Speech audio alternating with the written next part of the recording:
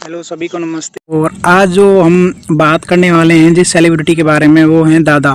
ठीक है, सौरव गांगुली जी का चार्ट है ये हैं सौरव गांगुली जी, जिनको दादा के नाम से जाना जाता था क्रिकेट में। और लॉर्ड्स के ग्राउंड पे किस तरीके से इन्होंने टी शर्ट उछाली आप सबको याद है वो, है ना।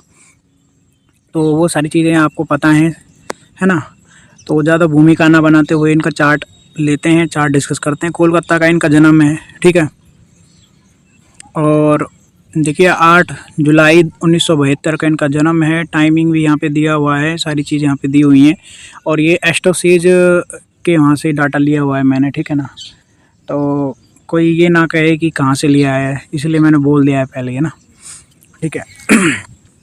तो स्टार्ट करते हैं इनका चार्ट कि भाई ऐसा क्या यूनिकनेस है, मतलब कि नॉर्मल चार्ट में और मान लीजिए मेरे चार्ट में और इनके चार्ट में क्या अंतर हो सकता है, तो उस पर डिस्कस करते हैं ना। सबसे पहले तो देखिए लगन लॉर्ड, इसमें इस चार्ट में जो लगन लॉर्ड है वो कौन है। इस चार्ट का जो लगन लॉर्ड है, 1 नंबर का लग्न है, मेष लग्न है। और मेष लग्न में जो लगन लॉर्ड होता है वो होता है आपका मंगल, ठीक है। मंगल लगन लॉर्ड होता है जो कि 4th हाउस में बैठा हुआ है। तो जो क्या बोलते हैं फादर के साइड से कौन सा घर है, पिता का घर कौन सा है, 9th हाउस है। 4th हाउस मदर का होता है, ठीक है ना। तो इनकी जो कुंडली है उसमें थोड़ा यूनिकनेस ये है कि लगन लॉर्ड ना नीच का बैठा हुआ है। तो जो नीच का होता है ना, कई बार लोगों को लगता है कि नीच का जो ग्रह है वो मतलब लाइफ में ज़्यादा प्रॉब्लम, ज़्यादा हर्डल्स देता है, ऐसा नहीं होता है, ठीक है ना।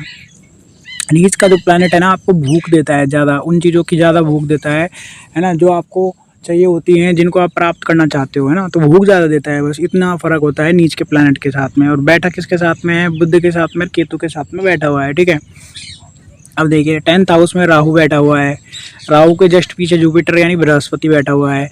और बृहस्पति क्या है, नाड़ी ज्योतिष में बृहस्पति को जीव कारक बोलते हैं। बृहस्पति के आगे राहु का बैठना मतलब क्या, इंसान बड़ी सोच रखता है, इंसान बड़ा सोचता है, इंसान बहुत बड़ा सोचता है, क्योंकि राहु आगे बैठा हुआ है बृहस्पति के।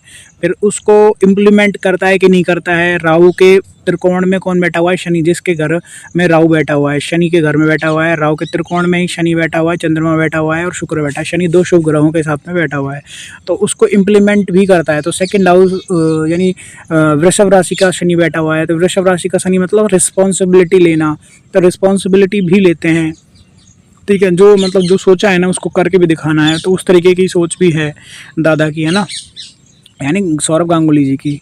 तो ये इनका कुंडली है ओवरऑल, ठीक है। अब देखिए सबसे अच्छा चार्ट में क्या है, सबसे अच्छा चार्ट में है 9th हाउस। 9th हाउस का पोजीशन, 9th हाउस मतलब पिता का घर। तो पिता का घर 9th हाउस होता है, जो कि सबसे अच्छा है, ठीक है ना। और वहाँ पे कौन बैठा हुआ है, बृहस्पति। लगन को भी दृष्टि दे रहा है, पंचम को भी दृष्टि दे रहा है। तो मतलब लगन यानी पर्सनैलिटी को एक दादा वाली पर्सनैलिटी कैसे हो गई इनकी। बृहस्पति तो बेसिकली बृहस्पति को टीचर बोलते हैं, तो बृहस्पति तो एक शिक्षक की तरह है। पर देखिए ये दादा वाला एक पर्सनैलिटी इसलिए हो गई क्योंकि देखिए 10th हाउस में ना राहु का इन्फ्लुएंस है। कार्य क्षेत्र में जब राहु का इन्फ्लुएंस आता है तो जो इंसान का जो तरीका है ना काम करने का, वो थोड़ा अनऑर्थोडॉक्स आपको देखने को मिल सकता है। तो दादा ही बोलेंगे उसको फिर आप, ठीक है। क्योंकि मंगल और केतु, राहु केतु एक्सिस में है, मंगल भी इनका, है ना। लगन लॉर्ड भी इनका राहु केतु एक्सिस में है और बुध भी वहाँ पे बैठा हुआ है ना। तो आप देखिए लेफ्टी बैट्समैन थे, है ना, बॉलिंग भी करते थे, है ना। विकेट कीपिंग मुझे ध्यान नहीं है करा है कि नहीं करा है इन्होंने, है ना, बट विकेट कीपिंग शायद नहीं करा है इन्होंने। पर क्योंकि मैंने पुराने मैचेस नहीं देखे हैं, है ना।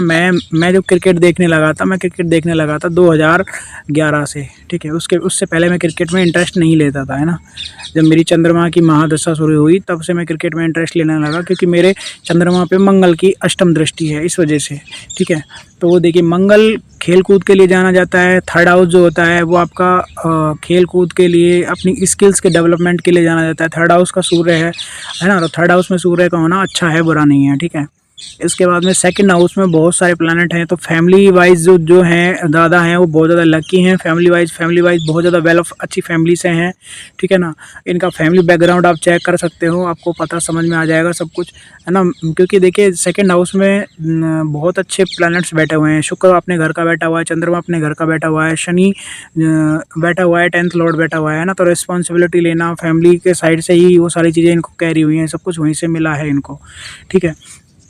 फिर देखिए नाइन्थ लॉर्ड का नाइन्थ हाउस में होना बहुत अच्छा है। नाइन्थ लॉर्ड और फिफ्थ हाउस का और नाइन्थ हाउस के लॉर्ड का आपस में कंजंक्शन भी है, यानी सूर्य का और बृहस्पति का सप्तक में है, मतलब सातवें सेवंथ एस्पेक्ट है एक दूसरे के ऊपर, तो ये भी बहुत अच्छी पोजीशन है, ठीक है ना।